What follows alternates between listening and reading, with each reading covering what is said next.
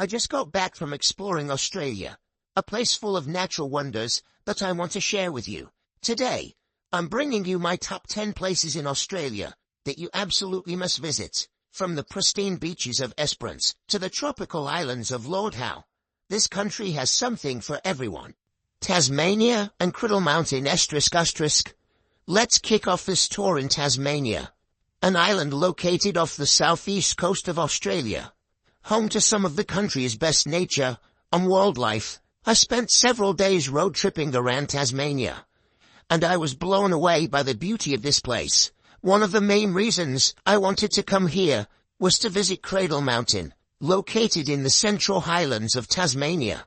This area is part of Cradle Mountain Lake St. Clair National Park, and it's surrounded by stunning scenery. But what really drew me to the area were the wombats, the cutest animals I've ever seen. There's a place called Raleigh Creek, where you can walk along boardwalks and see wombats peacefully munching on grass. Talk about nature ASMR. Capeway and the Tasman Peninsula, ***. Another incredible place in Tasmania is Cape Royal, located on the Tasman Peninsula. Here, you'll find some of the tallest sea cliffs in the southern hemisphere. You can reach them by doing a 10 kilometers hike, but we decided to take a boat tour out to get there. It took us about an hour to reach Cape Royal, and the views along the way were amazing. Once we arrived, I was just amazed by the size of the rocks and sea cliffs. It's such a spectacular area.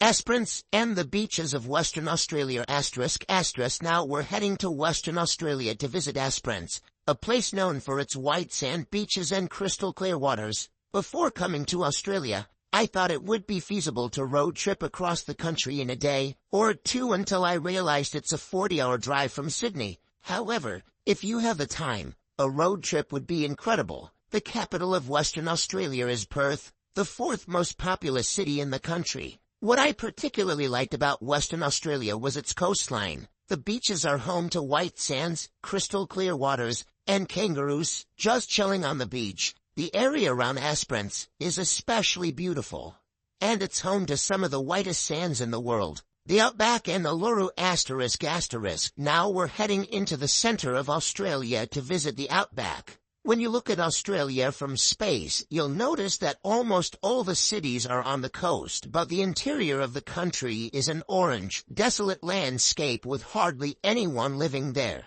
And that's the Outback. The most iconic landmark in the Outback is Uluru, or Ayers Rock. It's a massive monolith made of sandstone. You can reach the area by flying into the nearby town of Uluru, or by making the 4-hour drive from Alice Springs. Uluru is a sacred site for Indigenous Australians, and it's believed to be a resting place for ancient spirits. There's definitely an energy there, and it's just bizarre how it sits alone in the desolate Outback. Brisbane and the Gold Coast ***. Next, we head to the East Coast to visit Brisbane, a city that was founded in 1824 and today is the third most populous city in Australia and the capital of Queensland. It's a beautiful city built along the Brisbane River, and it has an average of 260 days of sunshine per year. Just an hour from Brisbane is the Gold Coast, an incredible city with a huge beach contrasted by skyscrapers. If you want a more natural setting, you can head to the Glasshouse Mountains, located about an hour's drive from Brisbane. These volcanic peaks are some of the most peculiar mountains I've ever seen, with Mount Beaver being the tallest at 556 meters. Whitehaven Beach and Cape Hillsborough ***. Now we visit Whitehaven Beach, regularly voted as one of the best beaches in the world. Whitehaven Beach is located on Whitsunday Island, and you can reach it by taking a boat or seaplane. The boat tour is the most affordable option, and you can reach Whitehaven by departing from places like Airlie Beach or Shute Harbour on the mainland. When you arrive at Whitehaven, you'll be amazed by the surrounding scenery. The sand is made up of silica, giving it its white color, and when combined with the blue ocean water, it creates this swirling turquoise mix that winds back into the island's inlet, creating an incredible sight. A nearby spot on the mainland is Cape Hillsborough National Park. When I think of Australia, kangaroos on the beach always come to mind. And Cape Hillsborough is one of the best places in the country to see them.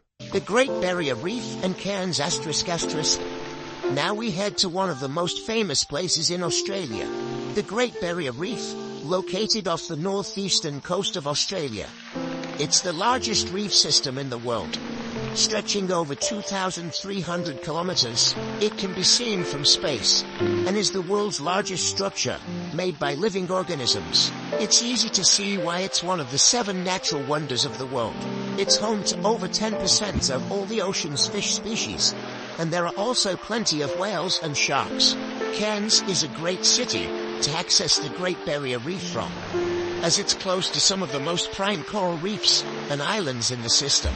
Sydney and the Blue Mountains ***. Finally, we return to the cities to visit Sydney, located on the southeast coast. Sydney was founded in 1788 as a British penal colony, and today is the most populous city in Australia. With around 5 million people, it's home to the world-famous Sydney Opera House, which was opened in 1973. I really like the beaches around Sydney. One of the most famous being Bondi Beach, located just 20 minutes outside the city. It's a massive beach that has some really cool pools alongside the ocean. Just down the coast is Bronte Beach, smaller than Bondi, but with its own charm. Like the Bronte Bouts, a public pool where you can swim if you don't want to get into the ocean. A beautiful place outside of Sydney is the Blue Mountains, located about an hour and a half drive from the city. These mountains have a distinctive color due to a combination of eucalyptus oil droplets, water vapor, and dust, creating a blue hue. Alright, goodbye for now to my top 10 in Australia. I haven't explored it all yet, so there's a chance we'll dive into more parts. Tell me about your top Australian destination in the comments, and don't forget to follow me. Give it a thumbs up and hit the subscribe button. See you in the next video.